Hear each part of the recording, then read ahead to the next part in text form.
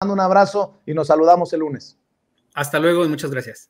Gracias, es Jesús García, corresponsal del periódico La Opinión, hablando con nosotros sin censura. Pues vaya que si dejó la víbora chillando con sus declaraciones, el estimado, respetado, admirado Jesús García. Y ya llegó también el maestro Ricardo Sevilla, periodista independiente, fundador y conductor de espacios en YouTube, en Los Datos Duros, columnista del diario Basta y orgullosamente miembro de esta familia sin censura, porque también dice que quiere dejar la víbora chillando, hablando precisamente de la mano derecha de Genaro García Luna, Luis Cárdenas Palomino, que también parece ser que la prensa corporativa pretende proteger, mi querido Ricardo. Por supuesto, querido Vicente, público memorioso, buen día. Y bueno, no cabe duda de que los medios de comunicación corporativos están muy lejos de querer informar a la sociedad mexicana, y lo digo porque hoy el presidente López Obrador exhibe a varios periódicos y sus portadas dejan de lado prácticamente la información para concentrarse en gracejadas. Y yo le pongo un ejemplo bien concreto. Como usted sabe, Genaro García Luna, quien fuera el secretario de Seguridad Pública en el sexenio de Felipe Calderón, quien se estaba analizando hace un momento en este espacio, está siendo juzgado en Estados Unidos. Pero resulta que las empresas informativas de este país han desdeñado informar sobre este hecho periodístico como si se tratara de una nota farandulera. Fíjese cómo son los estultos empresarios de la comunicación. Ayer mismo la Unidad de Inteligencia Financiera, a través de su titular, Pablo Gómez, reveló que García Luna y su subalterno Luis Cárdenas Palomino, quien actualmente, usted lo sabe, se encuentra preso en el altiplano, tejieron una red que robó al erario más de 745 millones de dólares. Estamos hablando, público memorioso, de más de 13,733 millones de pesos. ¡Caramba! Es un dineral. Ahora sí que aquí y en China.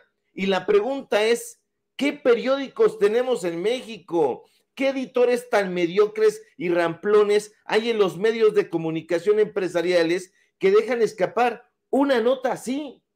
¿O qué? No es que dejaran escapar la nota, sino que sus empleadores, Elio Ortiz, Junco de la Vega, les ordenaron que así lo hicieran.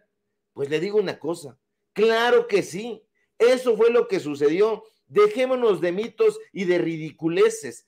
Todos los periódicos, absolutamente todos, las televisoras, las empresas radiofónicas de este país están mucho más interesados en hacer convenios publicitarios, en recibir chayote o ayudas económicas de parte de los políticos en turno, que informar a la población. Imagínese, un par de delincuentes le robaron al erario 745 millones de dólares, un par de criminales que están en la cárcel justo en este momento, uno aquí en México y otro en Estados Unidos, le atracaron más de 13,733 millones de pesos al Estado mexicano, y el periódico Excelsior se encoge de hombros. Milenio también se hace el socarrón, y Reforma, desde luego, ni lo menciona. Y ya ni le digo del Universal de Eli Ortiz, de Crónica tampoco, del Sol de México, ni del Financiero,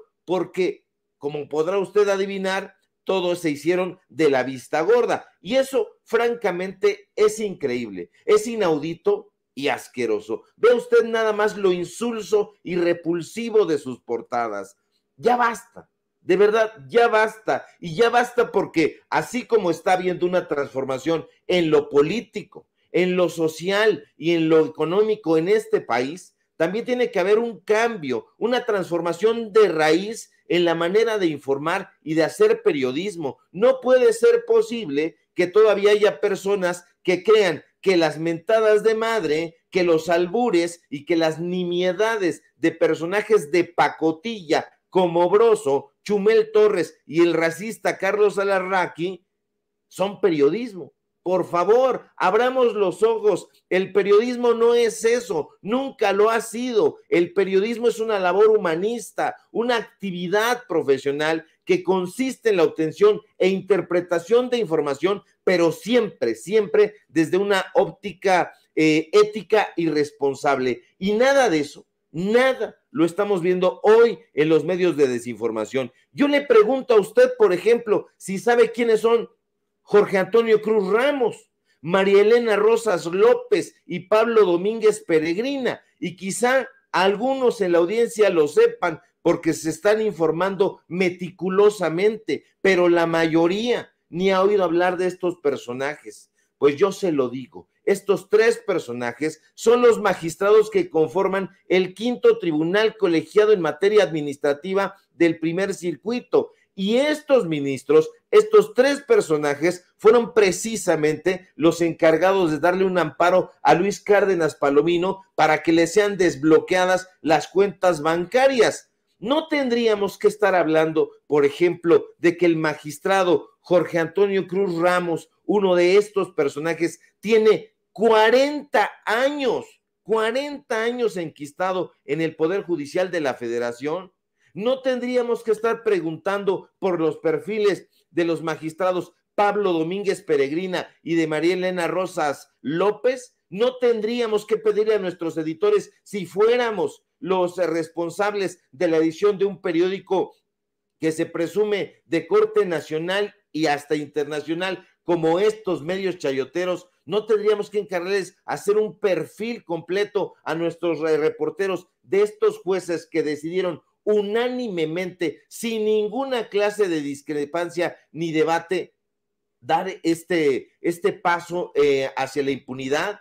Hay una investigación en contra de Luis Cárdenas Palomino y estos magistrados deciden que este sujeto puede acceder a sus cuentas. ¿En qué cabeza hueca cabe que un personaje que todos hemos visto en vivo, torturando, sea tratado con semejante displicencia? Sería la mar de interesante, Vicente, que estos magistrados nos dijeran cuáles fueron los criterios que los llevaron a concluir que Cárdenas Palomino merecía un trato afable, pero no lo van a hacer, no nos dirán nada, y los medios de comunicación corporativos tampoco lo van a hacer. Hasta donde nosotros sabemos, la Unidad de Inteligencia Financiera incorporó a este personaje, a Cárdenas Palomino, a la lista de personas bloqueadas con el propósito de prevenir delitos de operaciones con recursos de procedencia ilícita y, ojo, financiamiento al terrorismo, motivo por el cual se le puso a disposición de las entidades financieras a través de la Comisión Nacional Bancaria y de Valores, y pues bueno, para que entre otros supuestos se suspendieran la realización de actos, operaciones o servicios de esos recursos. ¿Usted sabía eso? ¿Usted estaba al tanto de esa información? Probablemente no, si todavía ve a los medios chayoteros y encubridores. Lo que sí debe saber usted, porque aquí se lo hemos informado, es que Cárdenas Palomino, el flamante exdirector de Seguridad Regional de la extinta Policía Federal, fue uno de los hombres más cercanos a García Luna, su brazo derecho. Este personaje que fue el superpolicía de Felipe Calderón, que se la pasa, por cierto, publicando insipideces en su cuenta de Twitter. Pero de eso ni hablar en los medios de comunicación. Ya escuchamos hace un momento a David Aponte tratando de lavarle la cara pringosa al dueño del Universal. Y no solamente los medios, me llama mucho la atención, y creo que debemos de exhibirlos, a los políticos, mi querido Ricardo, porque sí entiendo que los analistas, los grandes periodistas, los grandes medios de México tengan intereses, que está de la fregada, pero estos políticos que en algún momento han defendido a Cárdenas Palomino, a Calderón, a García Luna, para no embarrarse, creo yo, se callan. La que de plano sí se soltó ayer fue Margarita Zavala en la Cámara de Diputados. No me sorprende, pero vaya que sí es difícil digerirlo, ¿no? Escuchar a la ex primera dama de México defender a su esposo, quien está en España. No, el esposo fue a visitar a su pareja, que resulta ser diputada federal, y le pide un espacio para, pues, o el respaldo para defenderse, ¿no? A la distancia. Pero bueno, quería también dejar eso sobre la mesa, el silencio del sector político conservador ante esto que embarra a personajes de la política actual, Ricardo. Así es, y están coludidos también los medios de desinformación, porque han tenido a estos personajes de manera constante en sus espacios. Tienen la posibilidad de hacer una entrevista muy destacada, pero prefieren hacer entrevistas a modo, no los quieren incomodar. Entonces, a todos estos personajes del cártel inmobiliario, todos estos personajes del PAN, del PRI, están todavía circulando muy a gusto en los medios de comunicación corporativos. Se les ve en Latinus, se les ve en Milenio Televisión, se les ve en Bloomberg TV también, en prácticamente todos los espacios, y los pseudoinformadores, en lugar de hacer estos cuestionamientos, pues prefieren quedar bien con estos sujetos, porque insisto, ya lo había dicho en su momento Vicente Leñero en su manual de periodismo. Estos sujetos solamente piensan en golpear para ablandar a lo que piensan ellos podrían ser sus futuros clientes. Por eso están pensando en eso, y si tienen un convenio de publicidad o un convenio por debajo del agua, entonces los mismos directivos les piden que les den un buen trato. Aquí ya lo hemos exhibido, todo el Media Kit de Radio Fórmula, donde les decían: puedes ir con Ciro, puedes ir con Oscar Mario Beteta, puedes ir con Denise Merker, y te van a hacer una entrevista prácticamente de lucimiento. Aquí están nuestros precios, aquí están nuestros paquetes, para que se adornen esos personajes. Entonces, Margarita Zavala, ya que hablabas de ese caso, en el chacaleo le preguntan los periodistas a propósito de su opinión en torno al caso de Genaro García Luna, y dice que no va a hablar al respecto, pero ya en el Congreso, con un discurso ya bien aprendidito de memoria, entonces ya da una posición teatralmente vehemente, pero no es así. A estos personajes basta con quitarlos de su zona de confort, con hacerles una entrevista en vivo, para darnos cuenta que si no es con un prompter ahí enfrente, si no es con un discursito leído, no son capaces de responder, no son capaces de discernir, y vienen, insisto, y lo digo con toda responsabilidad,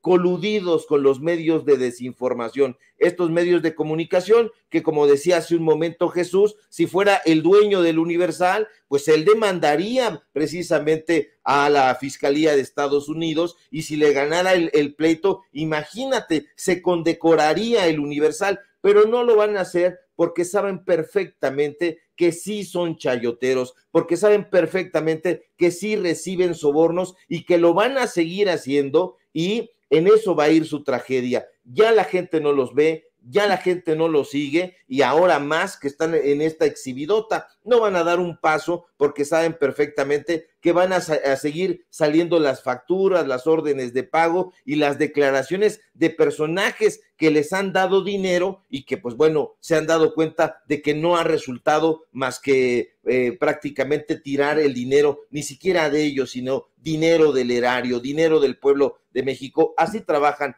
estos personajes, querido Vicente. Mi querido Ricardo, siempre al pendiente de lo que publicas, de lo que nos dices. Agradezco que llegues a la cita con la audiencia de Sin Censura, y espero que estas miles de personas que están conectadas también se sumen a tu audiencia, a tu canal en YouTube, a tus lectores en las columnas. ¿Por qué no cerramos con la invitación de todos los días, maestro? Claro que sí, querido Vicente, público memorioso, un gusto estar aquí compartiendo los micrófonos en este medio de comunicación libre e independiente. Síganme, por favor, en Twitter, @SevillaCrítico, en Facebook, Ricardo Sevilla, así nada más. Síganme, por favor, en Paralelo 24, portal de reportajes y trabajos de investigación. Síganme, por favor, también en el diario Basta, donde soy columnista. Síganme en Los Datos Duros. Hoy tenemos informativo en punto de las 8:30. También es viernes de literatura para un gran solaz. Y síganme, por supuesto, aquí en La Familia Sin Censura, donde estamos colaborando muy gustosos en punto de las 11 de la mañana, de lunes a viernes. Así que si todo marcha bien, querido Vicente, ojalá que sí.